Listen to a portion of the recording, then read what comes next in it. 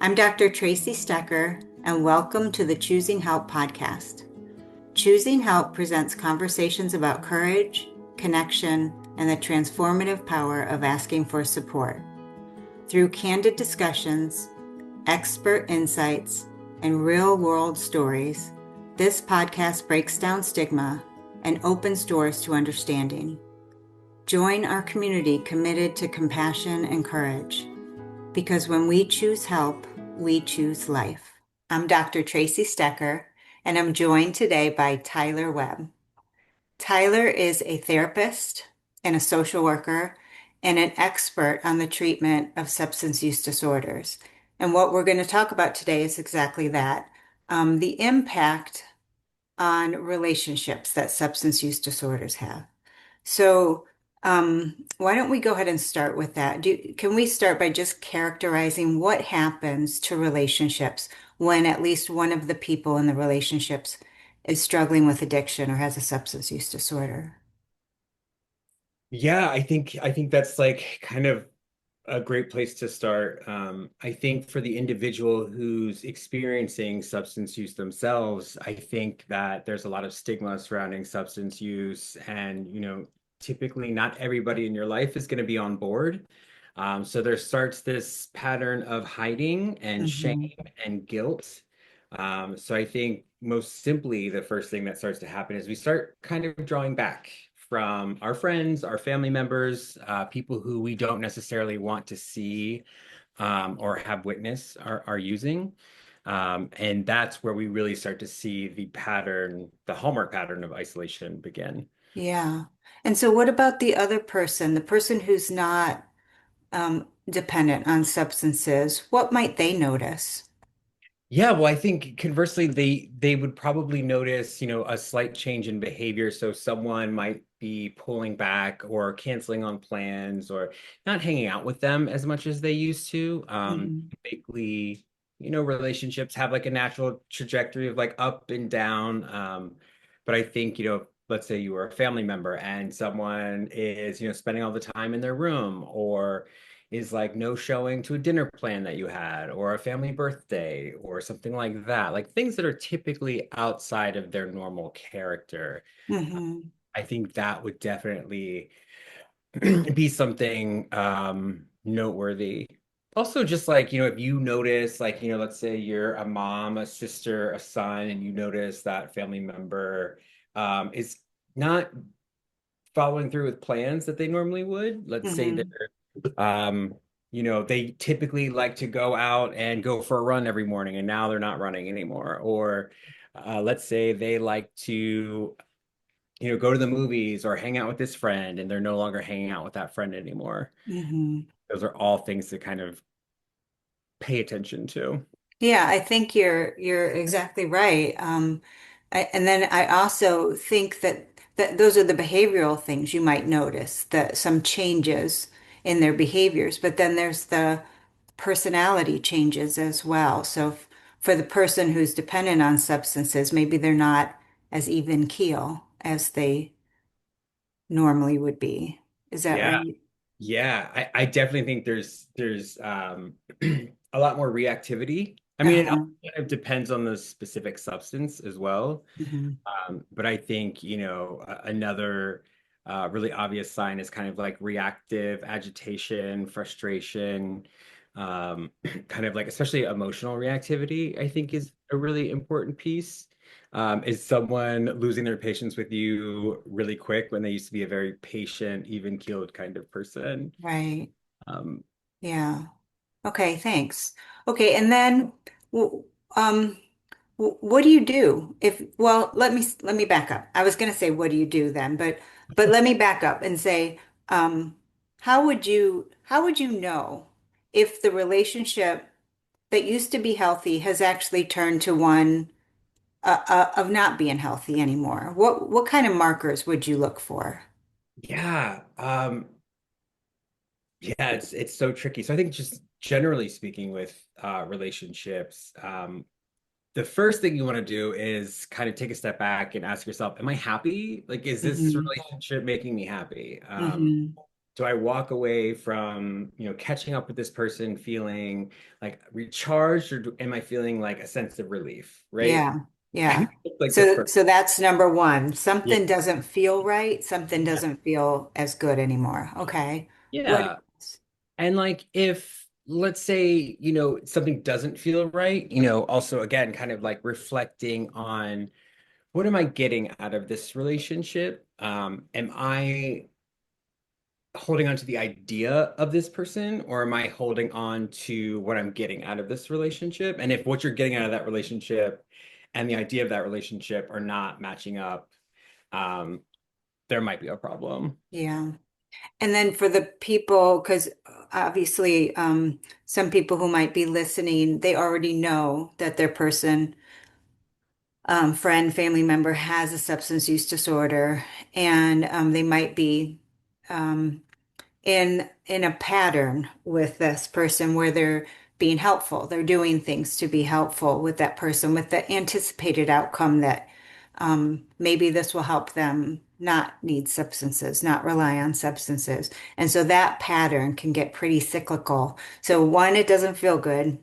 Two, there might be some pattern emerging, whereas the person's trying to be helpful, be there for that person, understand what they're going through on the idea that there will be a particular outcome. Maybe they will stop using or um, be kinder, whatever Yeah, they happen to be looking yeah, for, right? absolutely. Hmm.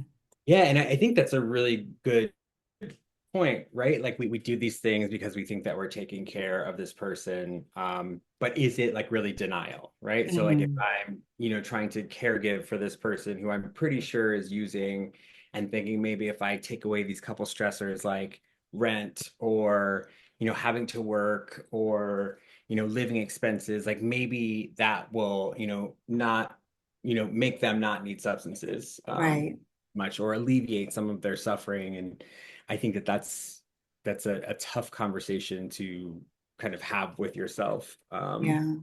Like what are you like avoidance, for example, I think is a big one. Like fear of conflict with that person is a big one, right? Like am I walking on eggshells around that person because I'm afraid either they're gonna, nobody likes confrontation, really. It's rare that I meet someone, Tracy. I think that you are one of the few people like clinically who enjoys a good conversation. Um, but for the most part, people don't like confrontation with family members, right? We want things to be cool. We want things to be fun, easy breezy. We want things to kind of be the way that they, used to be, the idealized version in our minds. Um, so, avoiding confrontation is a really easy thing to do Hmm. uh, with someone who you suspect is using, who you know Hmm. even. Um, Right. And so they might be engaging in behaviors that are helpful. They're trying to be helpful yeah. in order to avoid confrontation, in order to make that person's life better. The problem is that engaging in those behaviors might actually be helping that person remain dependent on substances, which is a really tricky situation, and common, right? Yeah, I mean, you're removing all the natural consequences of, like, Substance use. yeah, right. So Mhm. it's like, oh, you're not going to get evicted. You're not going to end up in jail. You're not going to go to prison because, your family member hired a lawyer. You know what I mean? Like you're kind of like avoiding that uh rock bottom pain, let's say, right? That, Mhm. forces a lot of individuals into, kind of recovery or doing something about uh, Yeah. their issue. Okay, so for the loved one, the family member, there's this side that we're talking about now, which looking at does the relationship bring you joy? Um, or do you feel good? Is there some sort of behavior that you're engaging in that's actually helping the addiction? Is it cyclical? So starting to pay attention to that, notice maybe some changes or notice what if you know that person has a substance use disorder that that you might be unfortunately have gotten into their disorder. Um, on the other side, for the person who is dependent on some sort of substance, let's go back to they might start isolating, they might feel shame and guilt. Let's talk to them for a minute. what can what can they do with those feelings of shame and guilt and needing to step back from relationships because they don't want people to know that they're struggling, for example. Yeah, it's like the tricky part about isolation though, right? Because it's like there's no one there to kind of challenge that guilt, that shame, that, compulsion, that like, you know what I mean? Because you're secluded, you're by yourself, so it's like you talking to yourself. So it can be really tricky, right? It's kind of like, You like the answers, yeah. but Yeah, yeah, yeah, exactly. And, yeah. like we're our own worst enemy, right? And Hmm. so I think, that's kind of like, and it's the same with like things like depression, for example, right? Like there's this isolation component.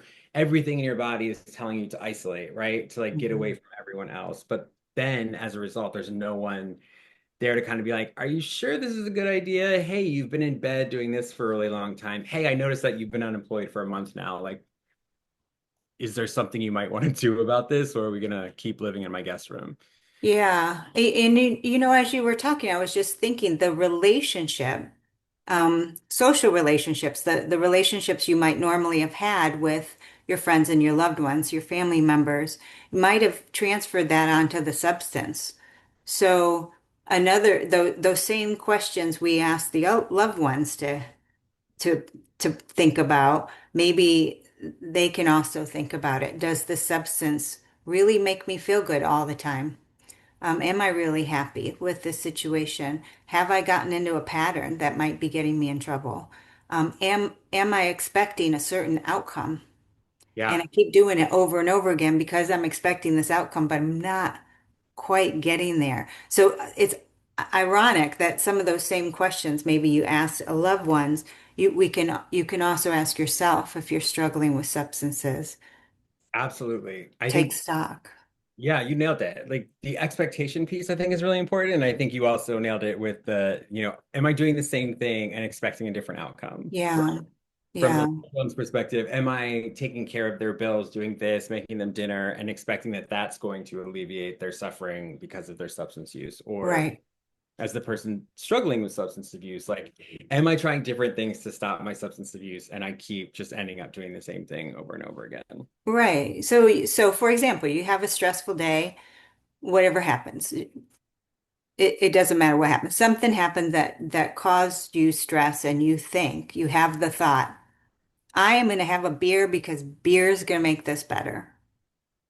The truth is probably that the beer could provide some sort of experience, but chances are good that the beer is not going to make the situation better, right? So maybe a momentary relief or a reliance on an idea. This could help me for a second. But the truth is, it's not going to solve whatever the problem was or whatever caused the stress, right? Yeah, no, absolutely. And is it just one beer? And how long do you feel relief, right? Until you do another one. Right, because it might be one beer today Yeah, and 40 in a right. year. Yeah, You still right. wake up feeling like crap the next day, and you're still gonna have the same stressful job waiting for you. And expecting a different result. This is going to make me feel better. So start thinking about what words you're using about Yeah, your relationship with the person who might be dependent on substances, or for that person, the relationship you're having with that substance. Well, yeah. we're talking about a lot of stuff, Tyler, in a I very know. short. I We're, know. we're gonna have to definitely have you come back and Absolutely. tease this all apart more. But because we're talking about really two different aspects of the same exact problem. We've got addiction and we've got relationships, and those two things do not go well together. There's definitely, when somebody is addicted, there's damage to the relationships. Um, and then for the person who's addicted to a substance, there's damage to the person. It might be hard to admit, but there's definitely damage happening. And so step one might be, let's take a real good look at these relationships and what am I getting out of it? And then what what can I do? So that was Yeah. my next question. Okay. What do people do? What do family members do? Or what does that person who's dependent on substances do? Yeah. Wow. I mean, talk about going in so many different directions. I I think overwhelmed you. no, Sorry. no, it's good. It's a good overwhelm. I think for that person, just like social relationships suffer in the trajectory of substance use, social relationships are also going to be your salvation, right? So Yeah. it's like, that sort of connection is really, really, really important because if you think about it, their best thinking is what got them there, right? Like our best thinking is what got us into this situation in the first place. So maybe it's time to get honest, right? But it's really hard for us to be honest with ourselves. Yeah. We think that we're objective, we think that we're rational, we think that Yeah. we're the deepest person in the world, low key. Yeah. Um, but in reality, we're very biased people, right? And so like our own thinking is not necessarily going to be the easiest way out of that situation. hmm Um, the thinking of others, people who love you, family members, individuals who care for you, root for you, support you, want you to be happy, just want you to be happy. Yeah. I those are the people whose thinking you should borrow, right? Like hmm whose thoughts and ideas and judgments and beliefs you should be borrowing. Or at least considering, Yeah. right? Yeah. Okay. I'm going to go back to something you said. Social relationships can be the salvation. I mean, that's true of any substance use treatment. We do not treat anybody and say, "Hey, isolate." Yeah. Go spend time alone with yourself. Yeah. Um, Yeah. it's all about let's really start those connections again, those healthy connections. We're social beings, and so it's really critical for us to be connected, even the introverts, even those of us who need to recharge by being alone, even us, we Yeah. still need relationships in order to thrive. Um, and so Absolutely. it's a key to treatment. Absolutely. I mean, that's why 12-step programs are so successful, right? Because it's a fellowship. These are like hmm fellowship programs where there's community, there's social, there's like basically forced social connection. And the intimacy and allowing, non-romantic partners into your life, to see you and help you is like can be a really powerful um mechanism for change. Absolutely. And for the loved ones, because there's 12-step programs Yeah. for them too. Yeah. Yeah. Al-Anon's a fantastic program. hmm Yeah, I know we haven't been talking very long and we talked about a lot. Um, Boom, boom, boom. I definitely promise I would love to have you on again if you would be willing to. We could tease apart maybe one aspect of this if anybody's interested in hearing more. But bottom line, what we talked about today is that if there's at least one person in a relationship who's dependent on substances, there's going to be damage to that relationship. And we want the relationship to be healthy. And so let's all look at what's happening with the relationships and there are multiple ways we can heal and rebuild and connect again. That was my summary. Absolutely. Okay. And I'll just add one more thing. Yes. Okay, good. It's not going to magically solve itself. And I Yeah. know that sounds kind of silly, but ignoring it, taking care of the other person, ignoring the behaviors of the other person, whether that be, the identified substance user or the other one, it's not going to magically solve itself. Right. No, no, it's going to take some work. Yeah. Yeah. But lots of people have done it. Yeah. Oh my God. So many people have done it. Yeah. They're doing it right now.